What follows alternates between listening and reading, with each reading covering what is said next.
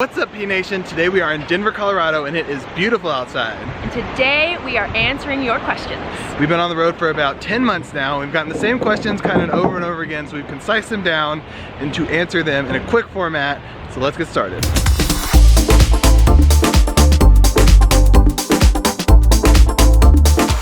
Alright, so we are just sitting in the park. It's our favorite park in Denver. It's called Commons Park, and we're gonna answer some of the questions we get asked all of the time. The first one is, how do we meet? So we were both born in 1993. No. Too far back. Okay. So basically, our story started in 2013 when Leah had a summer job and I had a summer job, both in Washington State. We worked for the National Park Service, and we met there. And then we did long distance for 2 years. Yeah, 2 years. 2 years. And then at the end of the third year, that's when you moved down to Texas. Yes. And we started living in Texas for like 3 whole years together in a tiny little apartment. Yeah. And then we started traveling together, and it was more of a thing once you started living together, and we were like, we need to go on this trip and this trip and this trip. And we just basically started realizing that travel is something that we love to do. Yeah. It was our favorite hobby. It was also the hobby we were spending most of our money on. Yes. So it was like, you know, if we're already doing this stuff, and I really liked my job, Leah didn't. Did you like your job? Not really. I could have lived without it. But it was a way, you know, it's just, you're expected to live a certain way after you graduate from college. And we just realized that the normal living situation for young couples just wasn't what we wanted. We didn't want to live in a small apartment in the city, not being able to go anywhere, you know, spending all of our money on living there. We wanted to just kind of escape all of that. We spent our money on going out to eat and distractions and different things to try and like tell us we weren't supposed to be traveling full time, because everyone's like, what does that even mean? How are you gonna just leave everything to travel? How do you travel full time? Yeah. And so that's the question that we wanted to get answered. And so at the beginning of 2018, we decided that by 2019, in February, we were going to be traveling and, you know, try and make this work. So we had to get all the finances in place. We had to start planning, what phone provider, health insurance, all the things that people don't think about when you're traveling full time. So we started looking into all of that in 2018. And then 2019 rolled around, and in February, we were like, well, I guess we're doing this thing. So we've been on the road for about 10 months now, and it's been amazing. So a lot of the time people ask us, how are you able to afford to be traveling full time? And I will say our situation, compared to probably a lot of new graduates from college, was rather unique. So we both graduated with no student debt, and that is like almost an anomaly nowadays, because almost everybody has some form of student debt. Neither of us had any. We didn't have a car payment. Yeah, like when people get started with a new job, they're like, we need a new car, we need to get a better apartment. We were like, no, we can live with the bare minimum. We don't need any of that new stuff from right off the bat. So that was really able to help us save and just so everything, collect a bunch of money. Everything we were working towards, we were saving. And we're not people who are like buying clothes, you know, we don't really... We're frugal people. I mean, if we're being honest. Except when it comes to food, as you guys can tell. Yeah. And that's how, when we got to the trip, our budget was $75 a day, which most people are like, how does it even make sense? With accommodation, transportation, and food all together, including activities, it had to be $75 a day for us to make this whole thing work. Yeah. And everyone's like, that's not possible, because basically in the United States, it's basically $75 a day to get a hotel room. So they're like, how can you do all this other stuff? And that's a cheap hotel room. Yeah, with that same price. Yeah. We made it work, and it's been really nice, and I'm really glad that we made the jump to go on this trip. Yeah, but it all started with telling our parents. So like the first step, you know, it was an idea in our heads, you know, like this would be really cool if we could do this. You know, we've seen other vloggers do it. Why couldn't we do the same thing? And so, you know, the first step to be making it a reality was telling our family, hey, this is what we plan on doing. And then letting them process that. I remember the first time I told my parents, they were kind of like, okay. Yeah. Like, I could tell, you know, they couldn't really tell if it was just like a fleeting thought. And it was also way far in advance. You know, it was like, oh, in 8 months we'll be doing this. Or like, okay, I can see that, but you know like, how do you get there? How do you get to the happen? What steps need to go in place? And then we find, you know, we kept on bringing it up, like, well, yeah, this is our plan, this is our plan, this is our plan. And then I think it was probably like 4 months before we actually left that my mom was like, yeah, well, you know, if you don't do it now, you're never gonna do it. Exactly. And so just having that like validation from them, I think helped a lot. Which was like the biggest struggle, because there are so many things that were trying to keep us back, our friends and our family, and you know, not that they were trying to keep us back. Well, we want to be here for holidays yes. and traditions that we've always been here for. And so it was hard to give all that up to go do this, because a return plane ticket was $700 US, and it just wasn't in the $75 a day. Yes. So we packed up our apartment, we put everything we own into storage, well, half of what we own into storage, half of what we own into Zach's parents' house. Just like a room full of boxes. And we said goodbye to all of our possessions, and we got on a plane to Thailand, and that's how it happened. Yes. Okay, enough beating around the bush. Now we're gonna get to the actual questions that you guys are asking. So the first question we have is, when did you decide to start vlogging? Well, I've always liked like cinematic shots, and in movies I'm always like telling Leah, like, how did they get that shot? It lasts like a whole minute and a half, and they're following this guy around, and look at this low shot of this car, and I don't know, I've just always liked how all of that stuff worked.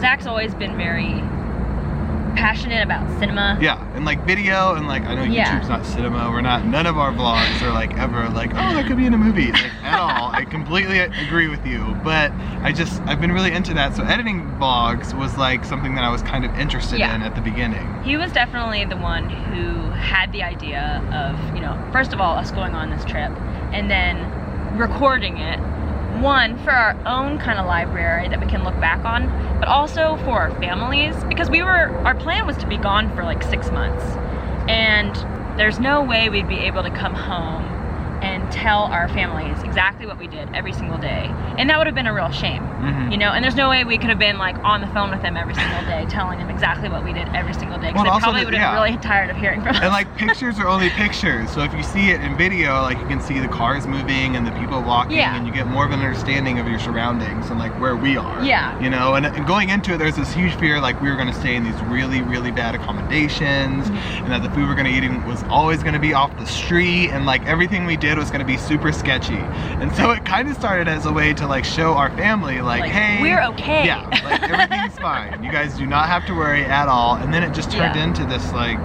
we're gonna do it vlogging all the time. Yeah, and it's fun. Like, I have so much fun vlogging, and then editing, I just like, I'm thinking like, I'm gonna brighten someone's day, hopefully. They're gonna watch this, and the day's a little bit brighter and better, and just like be an escape for people that couldn't go on the trip that we could go on. And that's how we started vlogging. All right, second question. Have you gotten sick? With all the weird foods you've been eating, I feel like you would have gotten sick by now. Well, yes. We didn't put that in the vlog because we didn't want to scare anybody, especially our parents. I got sick one time for 3 days, and I ate a piece of lettuce that had been washed with bad water in Vietnam, but that was my fault for not understanding what I was doing. Like, we have definitely been taking precautions, you know. We've been told, like, only eat at places where the food is like piping hot. And yeah, we've had some tummy issues sometimes, but there's only been one instance where you were really like down for 2 whole days because he couldn't leave where we were staying. And then she was down for 2 whole days in China. Because, well, the food was hot. I don't even know what happened there, but it might have been too much oil. Yeah, just something weird. But it's really funny because we stuck to that really, really hard in Asia. Like, we can only eat hot food. And then when we got to Europe, especially Eastern Europe, you buy a lot of things that are like made to be heated up later, but we were trying to eat them now because we're hungry, and like, this is our restaurant. And so we ate a lot of cold food that wasn't really cold. It was in that range where bacteria grows really fast. So it's interesting that you said that, because we're trying to be safe, but like we said, we've only got sick once a piece. You can't be safe all the time, I mean, you just have to like let the situation play out, right? You can't be a stickler every single time. Although, you know, in Southeast Asia, we really did try to adhere to that common rule, like make sure it's hot food, you can't get sick. And we learned our lesson a few times. But so yes, we did get sick a few times, but we didn't put it in the vlog because we didn't want to freak anybody out. Question number 3, and I got this question from my mom a lot. Really? Yeah. How did you pack so light for this huge journey? Oh gosh, everybody has this question. My mom wants us to make a whole vlog about like what we packed. Yeah. Which I think is a good idea. Well, I mean, I know that's been done before. Yeah. It was difficult because we didn't know what climate we were going to be in. Like, we went to China, we were going to the Himalayas. So like, do we need all these jackets and jeans and stuff like that, or could we just get by with like athletic shorts and short sleeve t-shirts? Yeah. So we had to pack for both. And neither of us have been on a journey for 6 months. Like no going home. We pretty much like thought there's no way we can really buy anything while we're on the road because we can't fit it in our bags. Yeah. So like we have to pack so carefully, because everything you pack you have to either carry on your back or in the one roller bag that we had. So and we watched difficult. probably 10 to 15 different YouTube videos on like what people pack for these long vacations, and based on those we gathered our ideas. And then I will say, as the congratulations to you too, like everything that we packed we used. There's not one thing that we packed that we didn't use. I thought that was gonna be the case. We're gonna have to like throw out something mid-trip, but that was not the case. Yeah. We both did a pretty good job. It was pretty much like boiled down to like a handful of t-shirts that you can wear with anything. Peregrination t-shirts. Peregrination t-shirts, because they're super comfy. And I mean, like basic shorts, basic pants, 3 pairs of shoes. 3 pairs of shoes? Oh, she had 3. I only had 2 pairs of shoes, as you guys know. My shoes kept going out and back in, and there was a hole in the bottom when they get wet. I mean, anyways, yeah. So we got better shoes now, but it was very strategic packing. You know, like don't bring a lot of liquids with you because a lot of the times you couldn't get it through security anyway. Yeah. And we didn't know we were gonna be like we would have to be checking our bags, so we had no liquids with us. I didn't bring any makeup. You know, like I brought a hair straightener, but it was like a tiny compact one, and that's really. I mean, we're pretty easygoing. We're not very materialistic to begin with, so everything we brought with us was super specific to our journey. Yeah, and I will say the one thing that we brought that everyone was like, well, what is this? And I was even kind of like, should we put it in our bag or not? Was 2 clotheslines on bungee cord with clips. And I was like, Leah, we shouldn't take this. It weighs like, I don't know, maybe 4 pounds. And she was like, there's no dryers. Yeah. And I was like, there's gonna be, and there were no dryers. There were no dryers. No dryers anywhere, whether in Europe, Asia, it doesn't matter. There are no dryers. If you're going on a trip like one we went on, definitely bring a clothesline. Yeah. So that was the one thing that, thank you, Leah, for telling me about that. That was a good ad. Okay, now on to the next question. What was it like being on such a long vacation? It was so much fun, just like you would normally think. However, you kind of get like, not burned out, I wouldn't say, but everyone looks forward to Saturday.